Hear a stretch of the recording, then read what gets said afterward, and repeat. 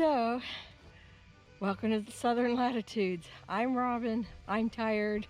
I'm sorry I didn't give you a traditional opening like I normally do, and I went right for the instrumental because I really didn't know what my game plan was going to be today. I really had no idea what was going where until I just took a lot of time to think about it and trust your instincts and just do it.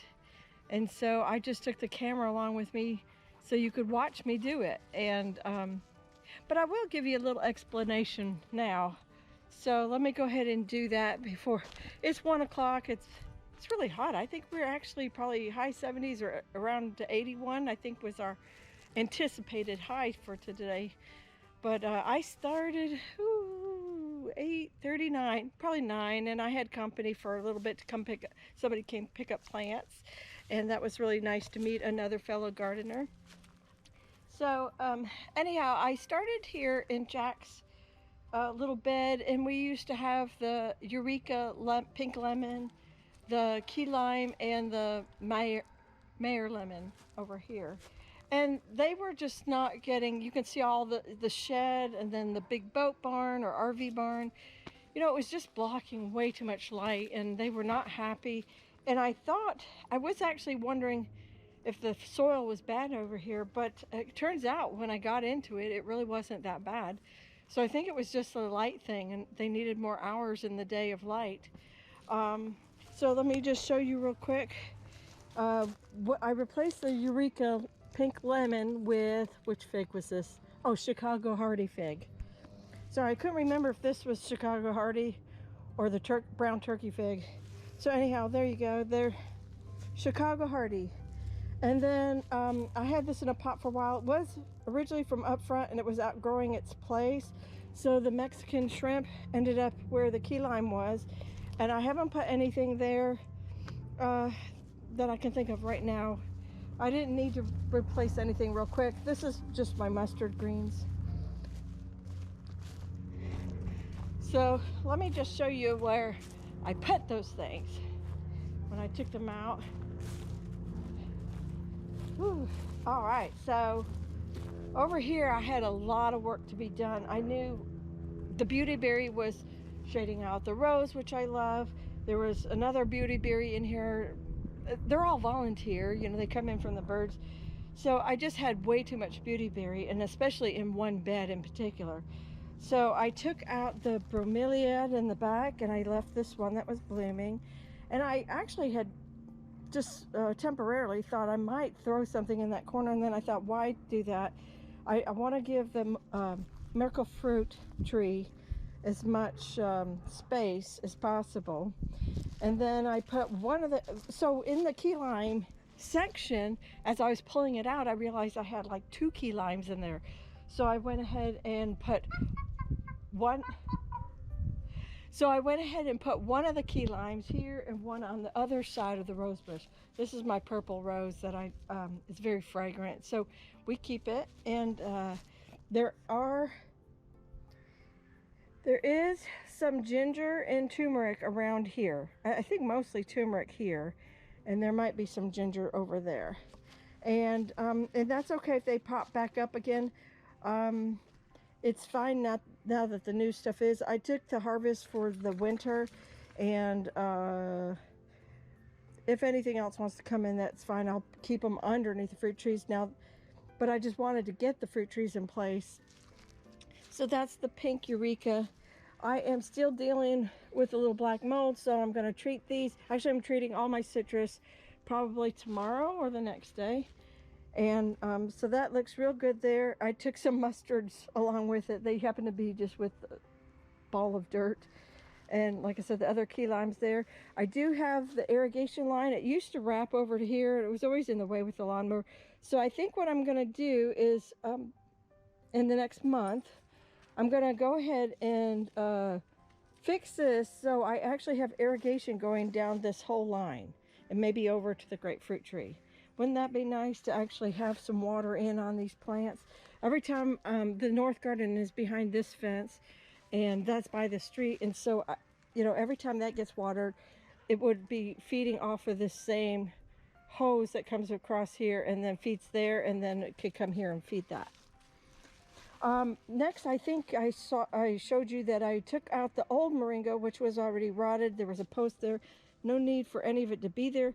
I did have a replacement moringa that I got the seeds from one of the gardeners here in the Orlando or Brevard County area, and Mr. Steve, and thank you so much. And so I have a replacement moringa, and I was going to put it there, and I thought, oh, why do that? Because we already know that place didn't work one time, and now I have shade, so much shade here that wasn't there when I started the first moringa a couple years ago.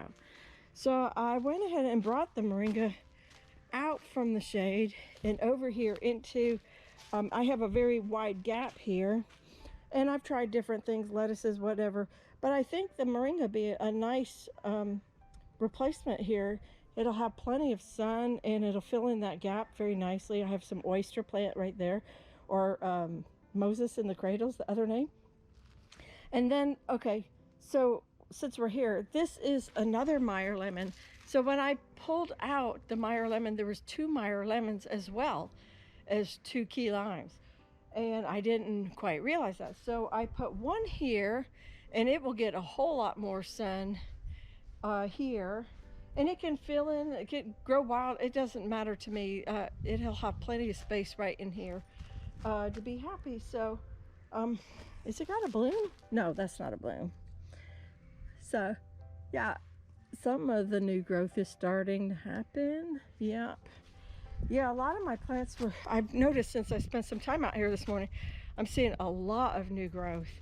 And this is my ruby red, which I also have to treat, but woo, it's got some nutritional, wasn't happy. I finally just pulled all the grapefruit off of it because I saw, where are they? Hold tight. Oh, there we go, up top here. Blooms coming, and before those pop in the next few days, I've got to go ahead and treat. It doesn't have it real bad, but have a little bit of a sooty or black mold or whatever you call that. It's from sap, and gosh, I don't know enough to. I read about it, but I like can't absorb it, so I have to go back and reread it. Maybe I'll put something down under me while I'm talking here, and that kind of explains it. But anyhow, it's an easy treat, and I have everything ready for it. And now I have to do it because the new stuff is coming. I know we've had a very, very mild winter. This is my bell carambola, and I had 2 huge, like 30-gallon tubs here, and one had oregano in it all year, and I just pulled that one out. The oregano died off. I was able to kind of save one piece, but you know, that's still the jury's still out on that if it's saved. So that tub's completely gone. And then this was growing with a lean, and it's growing extremely fast. So I got this tree in time before it actually rooted through the tub into the grass, or into the ground.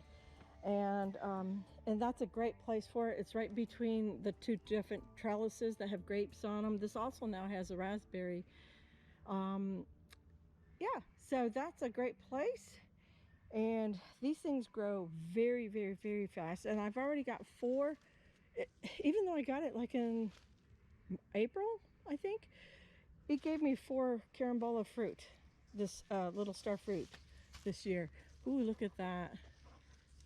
Not sure if that's a winter thing or that's a nutritional. Anyhow, it probably now has the nutrition it needs. Each one of these fruit trees got a handful of 666 and azomite. Oh, also I trimmed off the lower couple branches. I did not touch any of the guava. This is Mexican guava. Pineapple guava is smaller in the front. This is elderberry. That all stayed the same. Longevity spinach. I'm gonna eventually take clippings of that and maybe put some down here as ground cover too. There's a lot of things I still have yet to do here in my food forest, which I call it my zone 3, but maybe I shouldn't do that on Facebook or YouTube anymore because that confused some people that my zone 5 was up north. And is just my bad. I think lack of communication. Zone 5 is just my own personal mapping out of my yard. But anyhow, I felt bad that I confused somebody. So this was Beautyberry, and I totally whacked that down. It can come back and grow here again.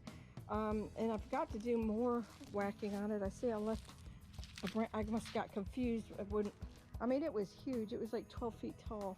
So I got left one accidentally.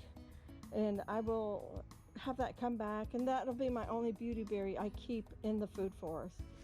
That's a Turk's Cap hibiscus. Another goal is to get all this plastic and concrete out of here. The little edgers, that's what they were. I used to have Seminole pumpkins back there. I'm just going to remove all the non natural stuff, get it out of here, roll it up, be done with it. This is one of my blackberries. You can see, look at them, they're getting growth. Lots of flowers going to be coming.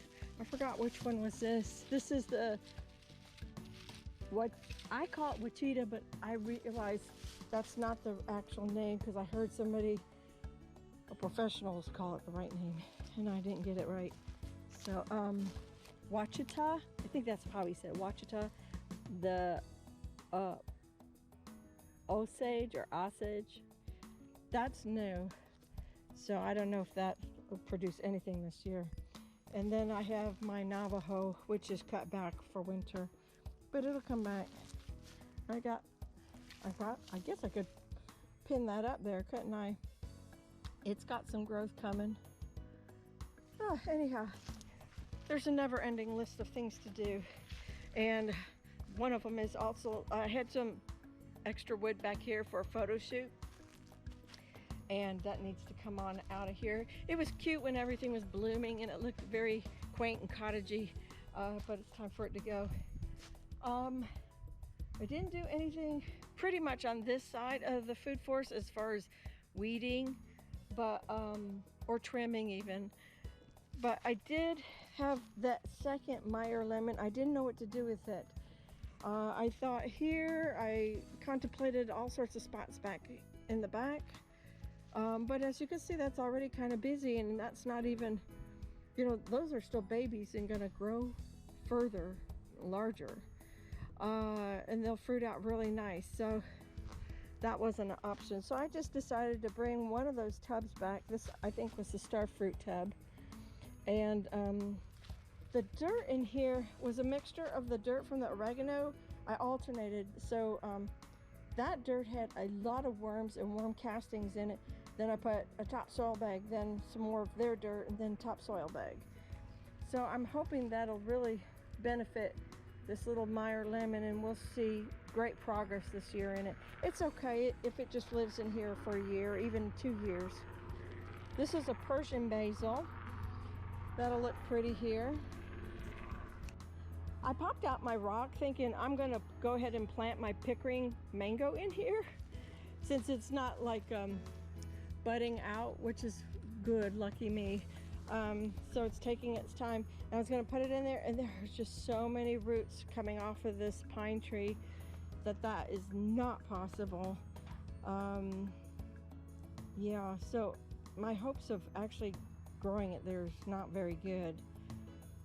I'll see if Jack wants to like cut roots, but I don't think we are. This is a massive pine, and it shows no signs of weakening and needing removal. So, oh well, it's there. It's doing okay. Pickerings are small dwarf, and they actually like being in pots. I mean, they can tolerate it very well. I have my other blueberries here. They got mulched earlier this week. I finished up what a little bit of hillage there was from the original mulch pile almost like 2 years ago. Close. I'm gonna put in some aloe around the edges too, just because I can. Oh, look, my butterfly pea never really died off this winter. It's pretty amazing. And one last thing I want to show you. The grape tree is starting to put off new growth in January. I don't see that with other grapes, just this one. This one's really, really happy here. And I have another one that's pretty happy too, right here behind me. But I don't see any new growth on it yet, which is good. If things could just stay quiet a couple more weeks, I think we'll be past our frost potential. We are having above average heat in Florida, or at least in Central Florida. And I don't know what that'll bring for a lot of the growers, commercial and recreational. So we'll just see where that goes. I feel so bad. I have friends in the Pacific Northwest that are just getting hammered with snow. And I'm still here in shorts and t-shirt. You probably saw me go through like 3 different clothing changes throughout this video. I have seen 4 seasons today. Okay, well, you guys, that's where we're gonna end the video. I am all out of gas. Oh my goodness, I gotta go have lunch and sit on the couch for a while. Thank you for staying tuned with me and watching as I just went through my morning and just figuring out where things could grow better, and in the food forest in particular. So take care, you guys. God bless, and I will see you in the next one. Bye-bye.